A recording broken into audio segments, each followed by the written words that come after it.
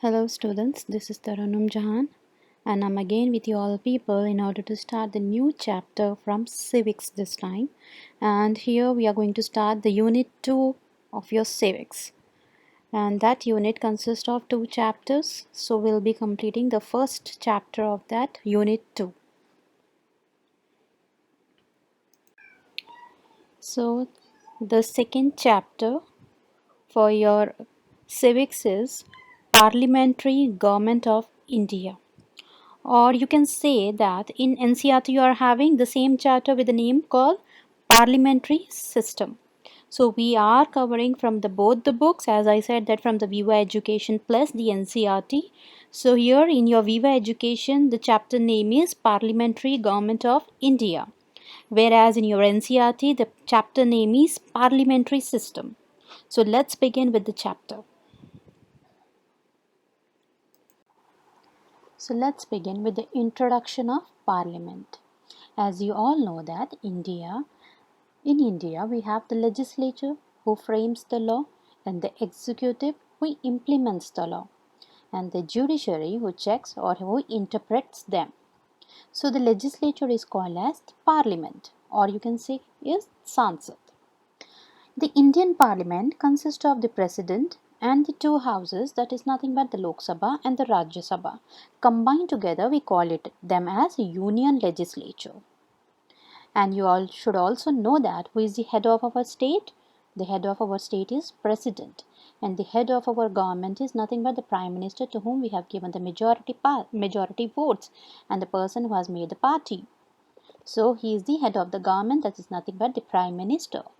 The President is the nominal head, while all the powers are exercised by the Prime Minister. Nominal head is nothing but standing back of the frame.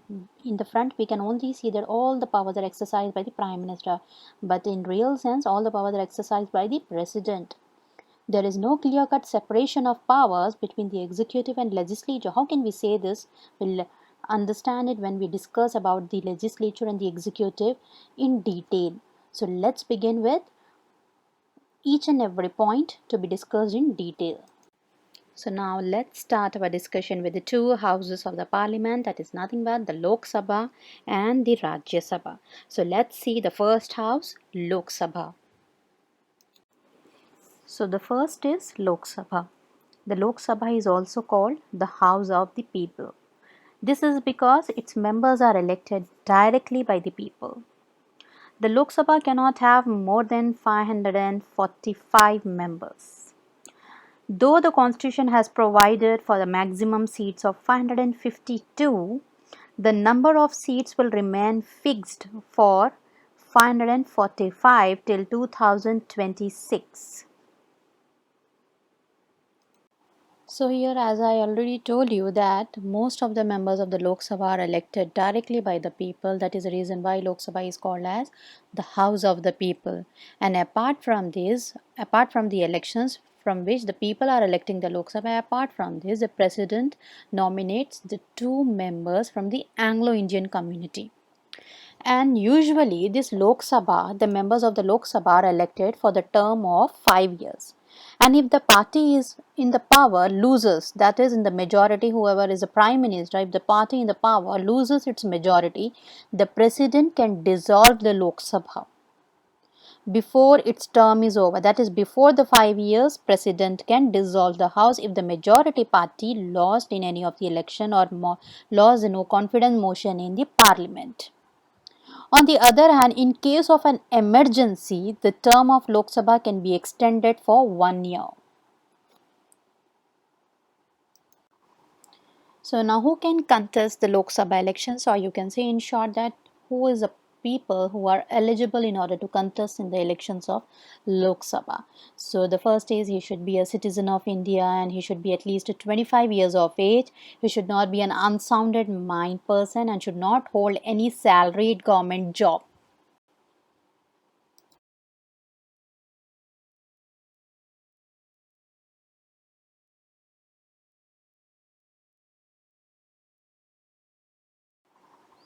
Now let's see the elections of the Lok Sabha.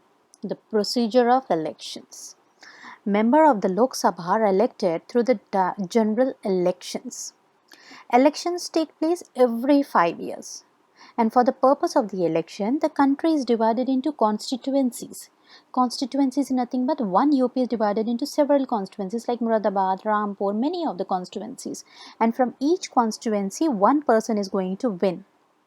So the constituency is a geographical area represented by a member of the parliament, and only one person is elected from each constituency. Now the next is the presiding officer of the Lok Sabha.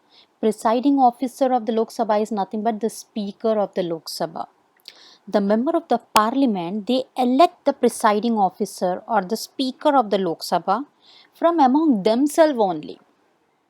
The speaker is chosen from the ruling party. Now this is a twist. The person who is having a majority votes from that party only, one speaker will be selected. So the speaker is chosen from the ruling party and he is expected to act in an impartial manner. And now what is the role of the speaker over here? The speaker conducts the proceeding of the houses. He sits on the top and listens to the proceeding of the houses and maintains the law and order within the house.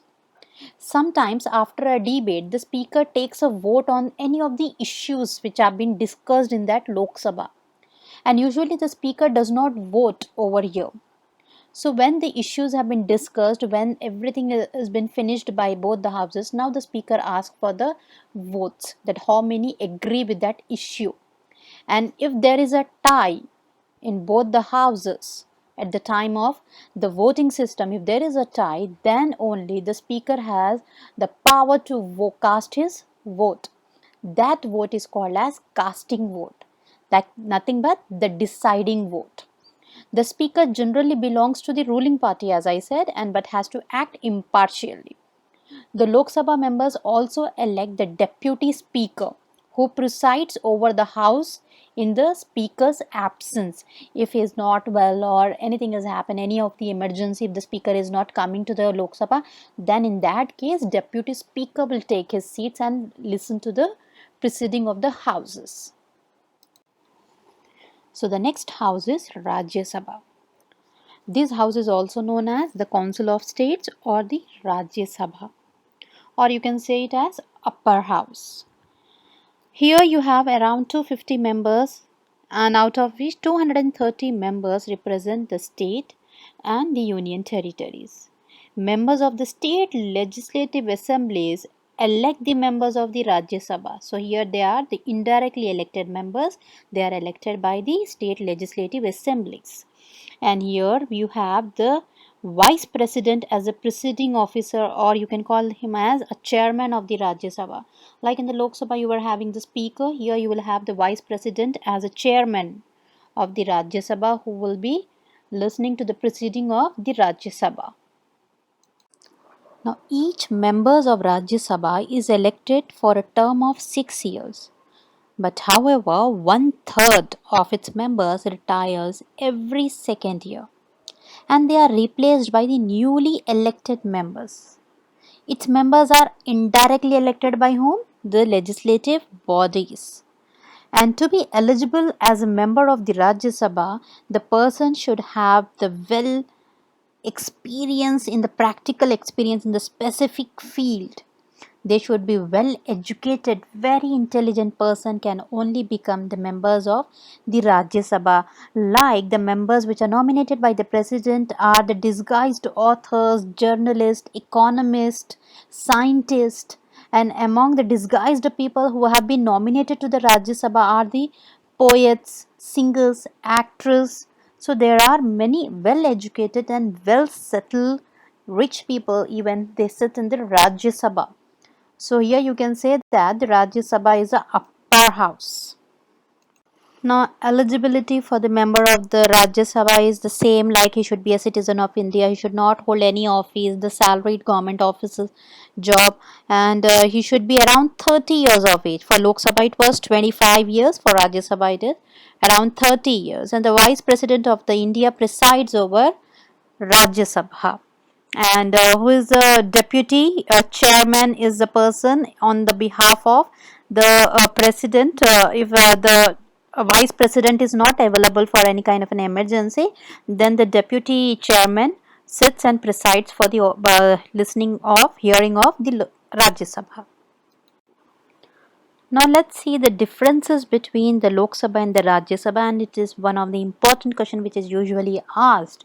So you should be very thorough with the differences of Lok Sabha and Rajya Sabha. With this you will be clear with the topic of Lok Sabha and Rajya Sabha individually too. So these are the differences between the Lok Sabha and the Rajya Sabha, and even you can add the tenure of both the Lok Sabha and the Rajya Sabha in order to write more points regarding that. If it is coming in your long answers, you can add the tenure, even that the age and the salary, everything. So the members of the Lok Sabha are directly elected by the voters. We the people elect the members of the Lok Sabha, and the Rajya Sabha members are elected by the indirect elections, that is nothing but by the state legislative assemblies. And the period of the Lok Sabha is for 5 years and the period of Rajya Sabha is for 6 years. And the maximum member in the Lok Sabha is 552 members, and the maximum members in the Rajya Sabha is around 250 members. And the Lok Sabha is not a permanent body, whereas the Rajya Sabha is the permanent body. Money bill can be introduced only in the Lok Sabha. Rajya Sabha, they don't have such powers, they cannot introduce any money bill. And more powers are there to the Lok Sabha than compared to the Rajya Sabha, and the Rajya Sabha is having less powers than compared to the Lok Sabha. We will discuss this, why we are saying the less power and the low power, when we'll discuss about the bills, how the bills have been passed, how the law has been made. Then you will understand these points. So these are the certain basic differences between the Lok Sabha and the Rajya Sabha, and even you can add the tenure and their age.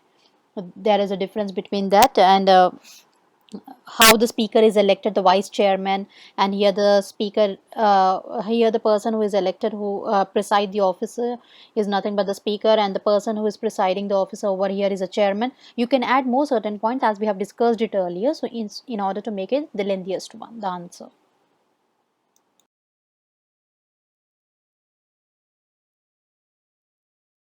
Now, as I said you that these members of the parliament, they sit for certain sessions.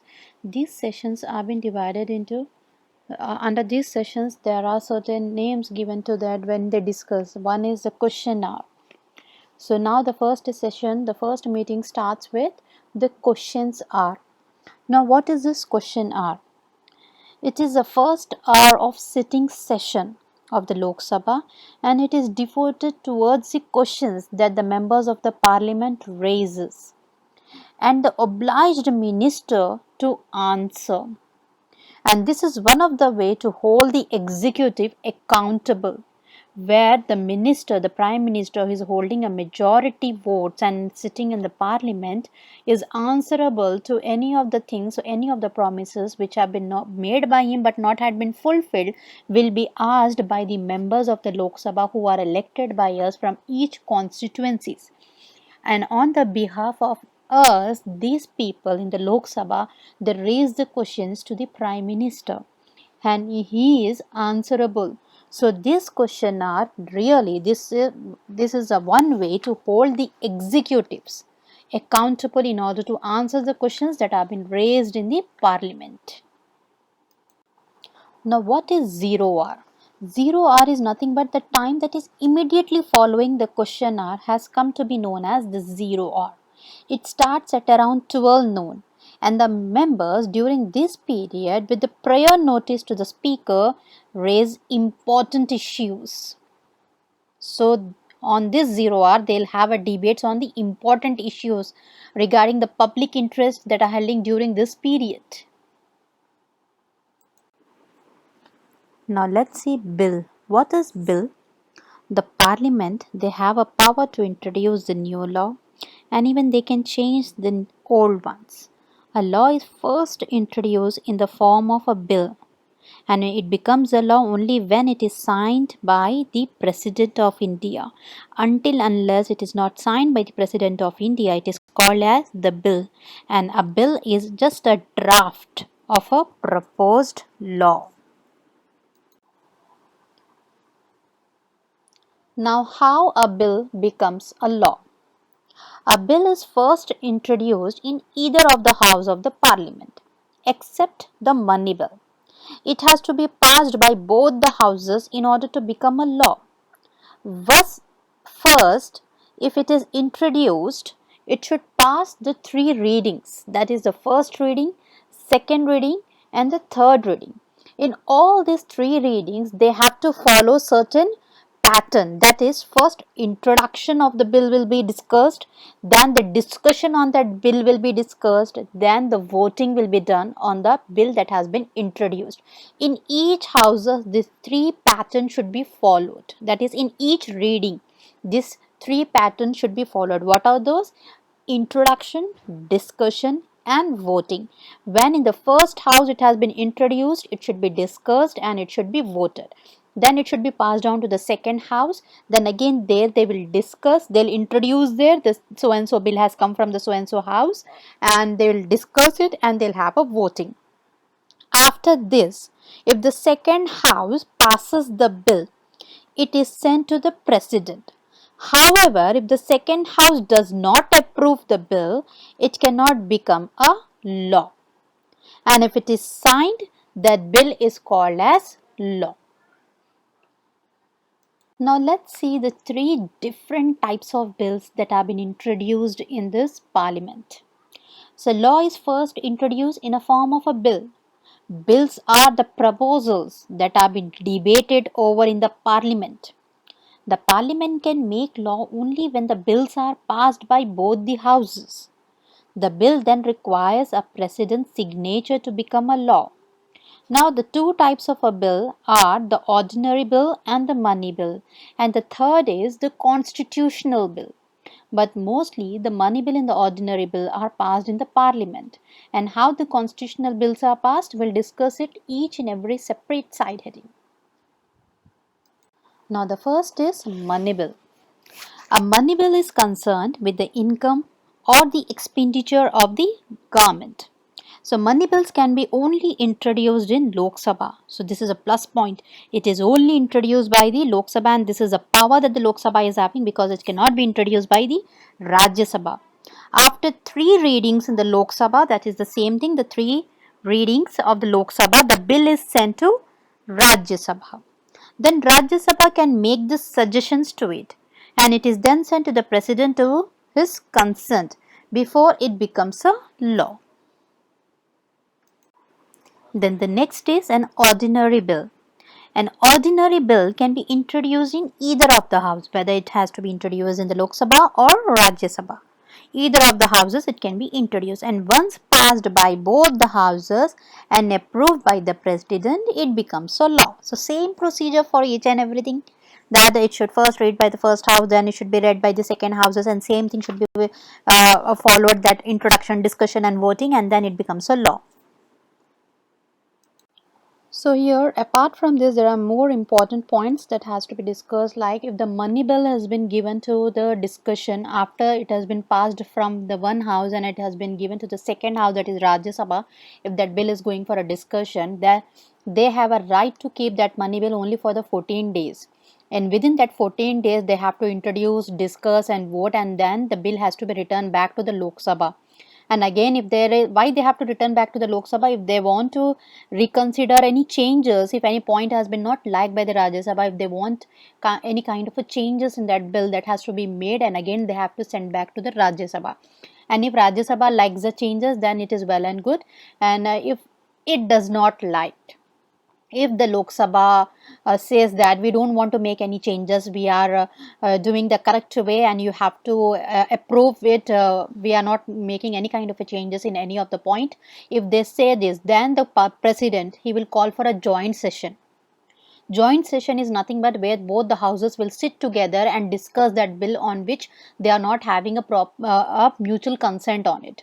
And after the discussion, after any of the changes that have been made, after that only the president will sign the bill. So there are reasons where both the houses may not have an equal consent on the same bill, because the discussion, voting, everything, some may say that we don't like that point, some may say that we like that point. So there should be a mutual and a proper voting should be given to that, then only that bill becomes a law.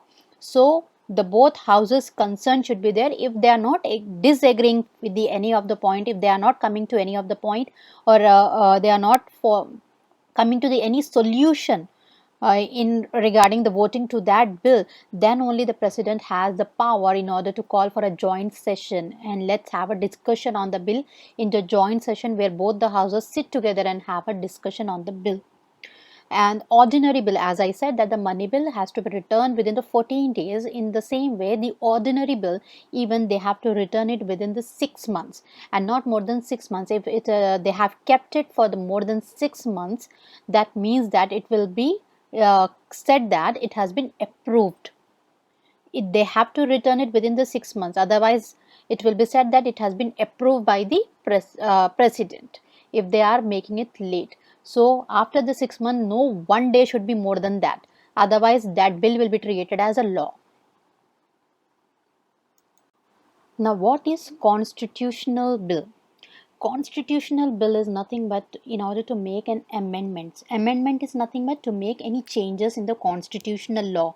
If there are any law which has been already made, if they wanted to make any changes in that law, or they wanted to make certain new laws, because our constitution have met with hundreds and 120 of amendments, because as the population is growing, the demands are also are growing. According to the demand, they wanted the new law in order to introduce in the constitution. As per, if we say that in 1947 there is a lot of difference in 2020, so according to that, on the education, on the information technology, many things have been introduced. So for each and everything there should be a proper law should be made.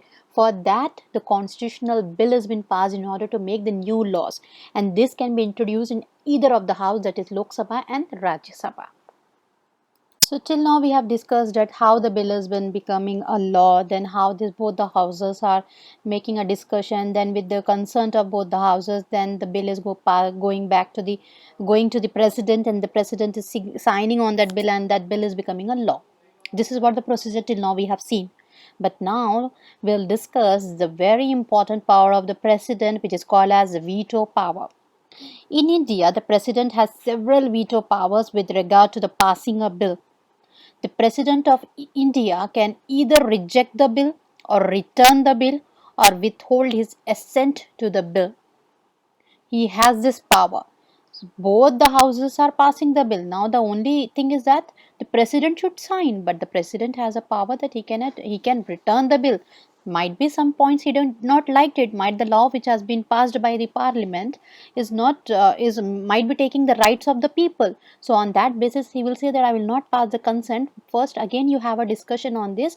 After that I'll give us consent, because there are certain points might be it has been taking rights of the people, or might be it is if killing the sentiments of the people. So there are certain laws which can be made in such a way. So for that the president can reject signing the bill and return the bill to the parliament.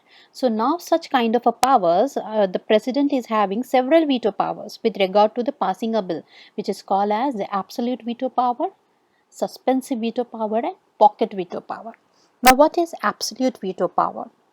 The president can refuse to give an assent, which constitutes an absolute veto power. Whereas the second is the suspensive veto power, where the president can send bill back to the parliament for the changes, which constitutes a limited veto, because if the parliament is having a majority and they say that we don't want to make any changes, we are all right with these points and we are having the majority votes on this bill, then the president has to sign the bill. So here the president is having a limitation that with the consideration of the majority he have to sign the bill. So this is called as a suspensive veto power. Then you have a pocket veto power. Pocket veto power is the president can also take no action indefinitely on a bill.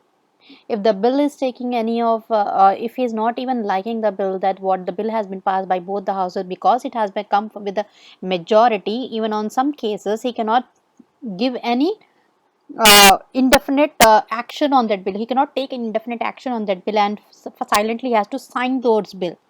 So that called as a pocket veto power, having a very pocket type of powers that he can do, whether he cannot do. better I should sign it and give it, because again if I'm sending back this bill, they will definitely say that we are having a majority and you have to sign the bill. So on that basis, he may say that instead of sending back, let me sign it, because this bill will again come back with the majority. So that is called as a pocket veto. Now, till now, we have discussed about the legislature and both the houses. As we know that our parliamentary form of government has the three heads, that is legislature, executive, and judiciary. So, till now, we have finished only the discussion regarding the legislature. Now, let's discuss about the executives. Now, as you all know that the President of India is a nominal head, and the real powers are exercised by the Council of Minister with the advice of the Prime Minister. But who is the nominal head? Who is enjoying all the powers without his assent? Whose bills are not being made as a law? The President. So, who is the executive power here? The President. So, now let's discuss the executive powers of the President. That is how the role of the President is being played in the executive. So now the role of the President. President of India. Head of the Union Executive is President. It also includes the PM and the Council of Ministers, but the main powers are under the hands of the President. He is a nominal head. The real executive powers are vested in the hands of the Council of Ministers, but the nominal head is the President. The executive power of the President are exercised by him directly or through the officers subordinate to him in the accordance with the Constitution. As I said that he is a nominal head and he is the one who enjoys the powers of the executive. In the front frame we see that the powers are really enjoyed by the Council of Ministers and the Prime Minister, but actually the powers are in the hands of the President. So let's see that how the executive powers are being enjoyed by the President of India. Now let's see how the President is elected. The President is elected by the Electoral College, because he is elected by an indirect elections and he is elected by an Electoral College. Now what is Electoral College? Electoral College includes the elected members of both the houses of the parliament and the elected members of the legislative assemblies of the states. He plays a pivotal role and performs various functions using the powers given to him. So let's see what kind of a pivotal role he is going to play, what kind of a powers he is going to enjoy. The indirect method of elections have been conducted within electoral elections. He has been come to power, and what kind of a power he is enjoying. Let's see. Now, the first power that has been enjoyed by the president is legislative power. Now, the president has the legislative powers, like the president can summon or end the session of the parliament, and even he can dissolve the Lok Sabha. He or she can summon a joint sitting of both the houses of the parliament, and he or she can nominate 12 members of the Rajya Sabha with extraordinary accomplishment in literature, science, art, social services, and 2 members of the Lok Sabha from Anglo-Indian community. The president prior recommendation or a permission is needed for introducing some types of bills in the parliament, like the money bill, the financial bill, bills affecting the taxation, in which states they are being interested, state bills imposing restrictions upon the freedom of trade, creation of new states. All this they need a prior permission before discussion in the parliament. They need a prior permission from the president. Then the president can give or withhold his assent to any of the bill, and he has a power to return the bill for a reconsideration to the parliament. And if it is not a money bill or a constitutional amendment bill, only then only he can return the bill. And apart from the legislative powers, the president also enjoys that the president holds the final legislative power in order to make the laws for the union territories like the Andaman Nicobar, Lakshadweep, Dadar and Nagar Haveli, Daman and Diu. In case of Pondicherry also, the president has a power to make the laws by making the regulations, but only when the assembly is suspended or dissolved. And he can address the house of any of the parliament separately or jointly. Twice or once they have to meet, like every 6 months, after the gap of a 6 month again they have to meet. So any of these meeting the president can jointly attend. Now the next is the executive power of the president. Now what are the executive powers of the president? The president has a power to appoint the leader of the majority party as the prime minister. Then, as the governor of the states, he has the power to appoint the governor of the states, the chief justice, and the judges of the Supreme Court and the High Court. Then, he has the power to appoint the chairman and the member of UPSC. Then, he can also appoint the attorney general. All the executive actions of the government are formally taken under his name only. He directly administers the union territories through the administrator appointed by him. In case of the dissolution of the house, then he makes the laws of all the union territories, and he can also appoint the commission to investigate into the conditions of SC, STs and OBCs, and he can declare any area as a scheduled area. So these are all the executive powers of the president. Now let's see the judicial power of the president. The president has the power to grant pardon or reduce the sentence of the person convicted for any offense. He can also pardon the death sentence. He has that power that if any of the person has been given a death sentence, he can pardon even the death sentence if the person is doing anything good deeds in the jail. On that basis, he will be pardoned even for the death sentence. The president appoints the Chief Justice of India and the Union Judiciary and the other judges on the advice of Chief Justice, ex-Chief Justice.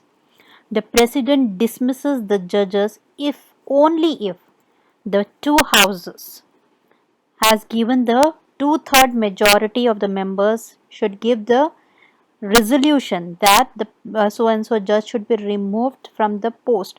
Then only the president can take the action in order to remove the person from the post of the judge. Removing the judge from his post is not an easy task because both the houses should agree with the removal. And the removal can only be done if he is proved to be a guilty or he has done anything which is not acceptable in the laws which have been written in the constitution. Then only he is removed from the post. Otherwise removing the judges from the post is not so easy. Then we'll see all the appointments in one place, who all the president can appoint. So he can appoint the Attorney General of India, as we have seen, the Controller, Auditor General of India, and the Chief Election Commission even of the India has been appointed by the President, and the Chairman and the members of the UPSC and the Governor of the state is also appointed by the President, and the Chairman and the members of the Finance Commission is also appointed by the President. And we have also seen this, that the president can also appoint the commission to investigate into the condition of SC, STs and OBCs. The president also receives the credential of the ambassadors and the high commissioners from the other countries. These are all the appointments that have been made by the president. Now let's see the financial power of the president. The annual budget is placed before the parliament in the name of the president only.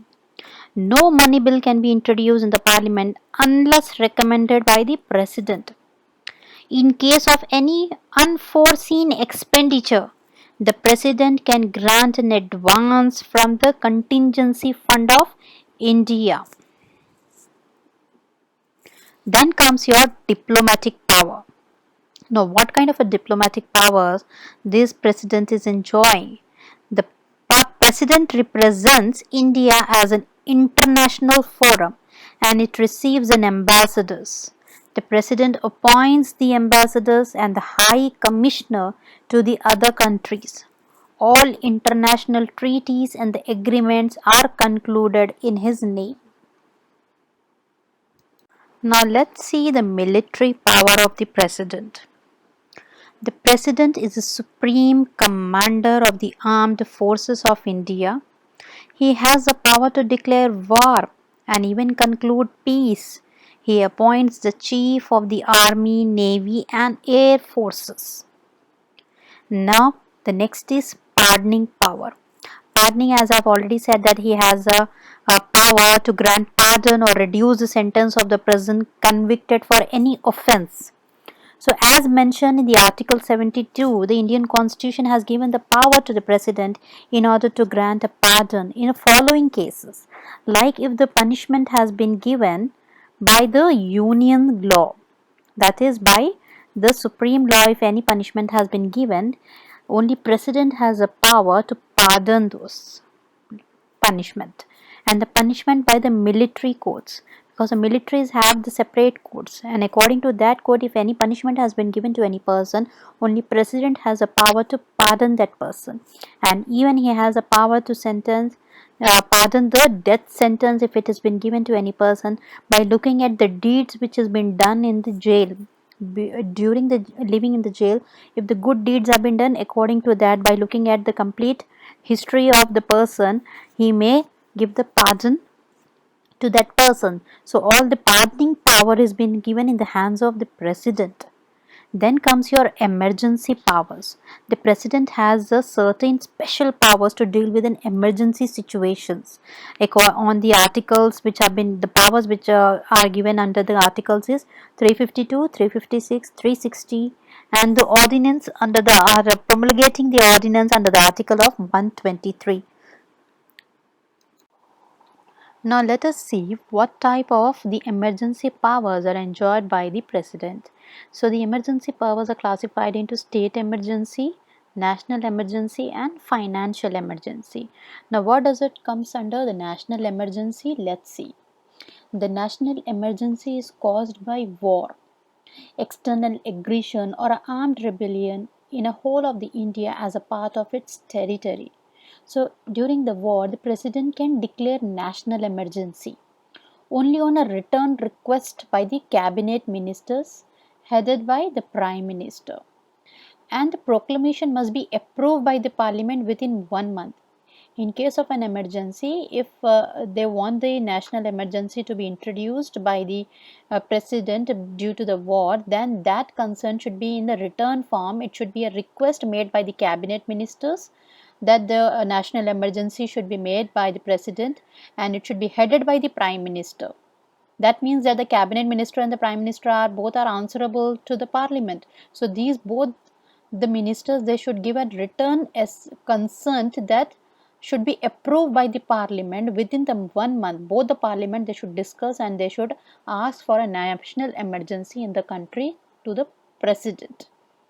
National emergency can be imposed for 6 months by the president, and it can be extended by 6 months by repeated parliamentary approval. So if the 6 months has been finished, again both the cabinet minister headed by the prime minister with the approval of the complete parliament within 1 month, again the return consent should be sent to the president in order to extend the emergency for some more period. So this after 6 months, again they have to approve in the same procedure should be followed. So then again the repeated parliamentary approval will be maximum for 3 years. They can have an emergency approval for 3 years. First approval will be for 6 months. So under the national emergency, fundamental rights of the Indian citizen can be suspended, like the rights which have been given to the if there is a national emergency, the fundamental rights which are being given to the citizen, as we say that this is our fundamental rights and which cannot be taken by anyone, but during the national emergency there are certain fundamental rights which can be taken up by the constitution, that are the six freedoms under the right to freedom are automatically suspended, and right to life and personal liberty cannot be suspended. Like you have a right to live and your personal liberty cannot be suspended, but the right to freedom will be suspended during the national emergency. Now the next is the state emergency, or a president rule, you can say, where the president will sit on the chair of the prime minister if he's a chief minister if he sees that the so and so state is not working properly as per the constitution or as per the rules and regulations which have been made by the union government. If the state is not working as per this, then the president has a power to impose a president rule on that state.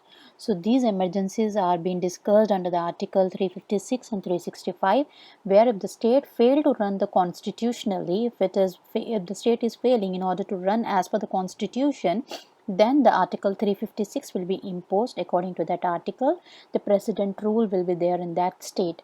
And there one second case, if the state is not working according to the given direction, as per the given direction by the union government, then the article 365 will be imposed and there will be a president rule in that state.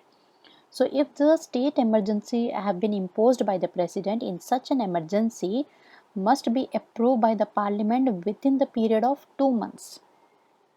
So again the same procedure. This is earlier the national emergency, the time period was 1 month.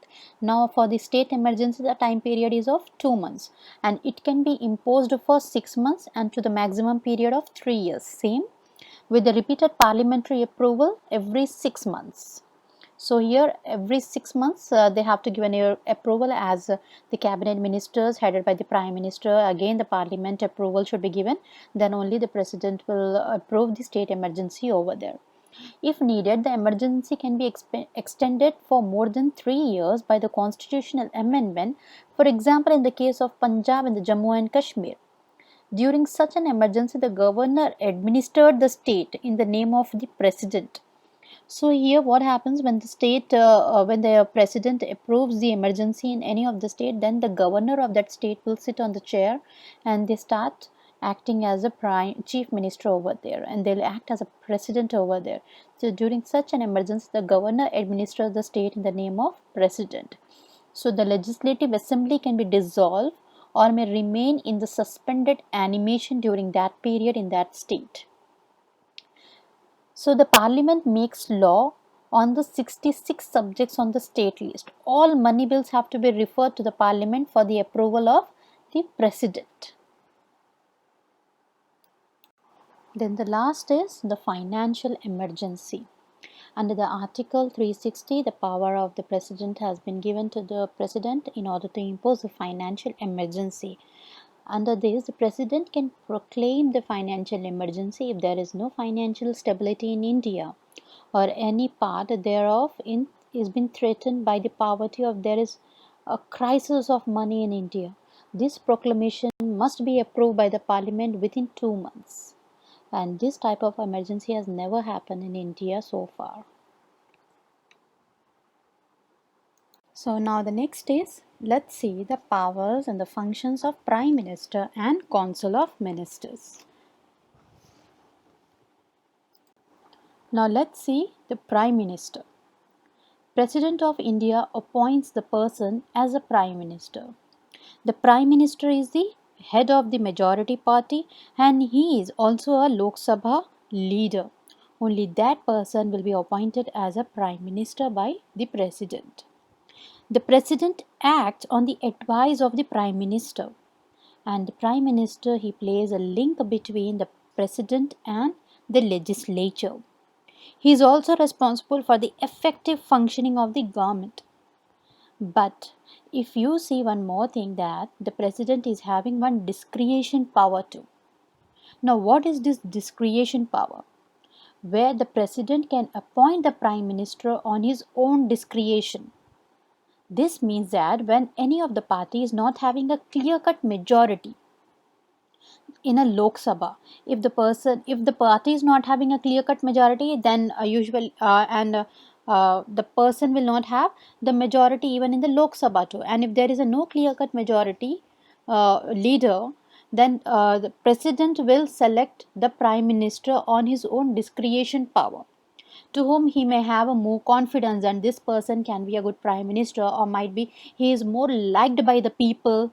In case if the elections have been held, this person might have won it because he is most likely by the people. So he takes many of the consideration into while selecting the prime minister. So this is called as a discretion power that the president is having when the party has not get a clear cut majority in the Lok Sabha.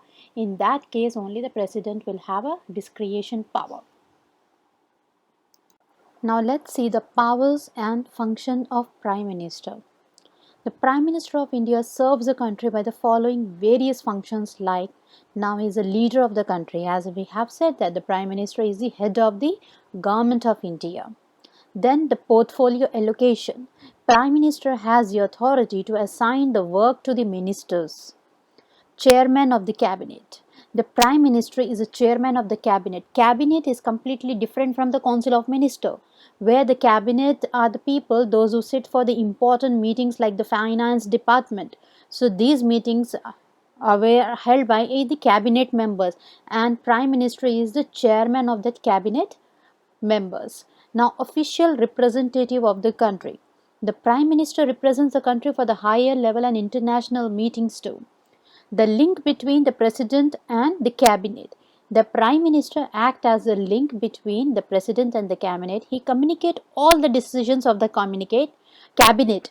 He communicates all the decisions which have been taken place, because he is a chairman of the cabinet. So whatever the decisions have been taken place there, he has to inform the president related to the matter what have been discussed over there. So he acts as a link between the president and the cabinet's head. The Prime Minister is the head of the Nuclear Command Authority. He takes all the appointments of the committee cabinet department. As I said, that all the important meetings of the cabinet have been held by the chairman of Prime Minister, and all the important meetings regarding the finance, the navy, the military, all the things have been taken into the cabinet meetings. And he is the person who is the head of the who takes the major decisions of the public space ministry, public grievance, and the pensions. Everything has been taken by the prime minister. He is a chief advisor to the president too. He acts as a chief advisor to the president too. Now the next is Council of Ministers. The Council of Ministers exercise the executive authority in the Republic of India. It consists of the senior ministers called as cabinet ministers, and the junior ministers, they are called as ministers of state. These council of ministers are headed by the prime minister, and they are appointed by the president on the advice of the prime minister. So that is the reason why they are collectively responsible to the Lok Sabha. It is the duty of the prime minister to inform all the meetings which are being held with the head with the chairman of this prime minister. Whatever the meetings have been held in the cabinet or the council of ministers, it is the duty of the prime minister to inform all the meetings to the president. The council of ministers, we have three types of council of ministers. Like, the powers have been divided of the council of ministers in the cabinet ministers, the ministers of the state, and deputy ministers. Now, how the powers of this council of ministers have been divided into three, and what are these powers divided between the three, are being responsible for what kind of a work? Let's see one by one that what do you mean by the cabinet ministers of the state, what do you mean by the ministers of state, and what do you mean by the deputy ministers. So let's see in detail what about these three ministers that have been divided, the powers of the council of ministers. Now let's see the types of minister. The Indian constitution does not categorize ministers into ranks. However, in the practices seen, Indian ministers are as four types. Like, each and every ministry is having their work, and as per their intelligence, it has been distributed to them. So we never rank any ministers. These are the topmost. These are the uh, downward one in a hierarchical way. But according to the powers, we can say that yes, they are sitting on the topmost seats, and yes, they are not having much work. They just have to see the lenient work. So according to that, the types of ministers have been divided. That is a council of ministers. Now let's see what are the work of cabinet ministers. Cabinet ministers, he presents and he participates in every meeting of the cabinet. As I told you that these cabinet ministers, they usually attend the most important meetings that depends upon the financial budget. All these meetings are being held in the cabinet meetings only. So these ministers, they are always present in all the meetings which have been held in the cabinets. The ministers of the state. Now he is the minister of the state who work under the cabinet ministers, who does not work under the cabinet ministers. These ministers, they don't have any work under the cabinet ministers. If any work has been allotted to them by any of the cabinet minister, then only he will do the work. Otherwise, he is not responsible to do any of the work of the cabinet ministers. So the main agenda over here is the cabinet is he is invited to attend the meeting. He cannot go by himself and attend the meeting until unless he has an invitation from the cabinet ministers in order to attend the cabinet meeting. Then comes your ministers of state. He is a minister who does not have independent charge of any department or any work under the cabinet ministers. The work in such ministers is allotted by the cabinet ministers. They don't have any work. If the work has been allotted only, they will work. Otherwise, they are sitting idle. Then comes your deputy minister. Deputy minister is nothing but the minister who works under the cabinet ministers or the ministers of state, and they are the independent charge. His work is allotted by the ministers under whom he is working. So now these are like the secretaries of these cabinet ministers and the ministers of the state, and with whomever this deputy ministers is working under the hand, only those ministers will allot them some work and they will work for those ministers, the ministers from the cabinet and state. But these ministers of state, they don't have any work until unless the work has been provided to them. Now the difference between the cabinet minister and the minister of a state is nothing but cabinet minister, they attend all the meetings, but minister of the state, they have to attend certain meetings only for the a special invitation has been given to them only to attend the cabinet meetings. Otherwise no one is allowed to attend the cabinet meetings. Only cabinet ministers will sit under this meetings. So here these are some of the differences between the Council of Ministers and the Cabinet Ministers. If you read the points, you will understand the differences between the Council of Minister and the Cabinet Minister. As I have given you the outline of both the ministers, now just go through the points and you will understand the powers and functions of both the Council of Ministers and Cabinet Ministers. The Council of Ministers are collectively responsible. Now, this is the most important feature of the parliamentary form of government, because under this principle, all the Council of Ministers are collectively responsible. It means that the Council of Ministers is collectively responsible to the Parliament. Once a decision is taken by the Cabinet, all the ministers are equally responsible for that decision. And in its consequence, if the House of the People passes a no confidence motion against the policy of the government, or even one minister says that we are having a vote of no confidence against the entire council of minister, in that case the entire council of minister headed by the prime minister, they have to resign.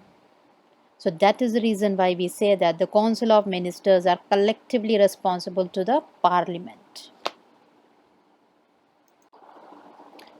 Accountability of the government.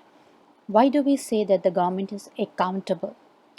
Accountable is nothing but to be answerable. Not to whom the government is answerable? To the people, to the citizen, those who have voted them to power. So they are answerable to the people, those who have voted them. So the government is also answerable to the people through their representative, that is, the member of parliament. The parliament has a ways to continuously supervise and control the working of the council of ministers. It can call for attention, notices to ask a minister for clarification and issue. It can issue adjournment motion for stating a debate. The members of the parliament can put questions to the ministers, which have to be answered by them during the question hours. So here we can say that yes, the accountability of the government is there because they have to answer the questions in the question hour. So the Council of Ministers depends upon the parliament for passing of the law. The finance of the country are under the control of the parliament as well. So the Council of Ministers cannot spend any money or levy or collect any tax without the approval of the parliament. So through this system of check and balances, the government makes sure that one branch of our government is not more powerful than the other. So that is the reason why we say that every function of the government is accountable to the people who have voted for their representative. Now here, as you have come to your higher classes, no answers will be provided to you. You have to frame your all the answers, because Here, the complete content has been given to you in a very easy language where you can read and understand. Just read the question and find out in which slide you can find the answer, and just write it down, frame your answers properly and write it down. So I don't think that you will have any problem in framing the answers whatever is given to you. So try to frame the answers for the questions given to you from the Viva Education and take the help from these PPTs.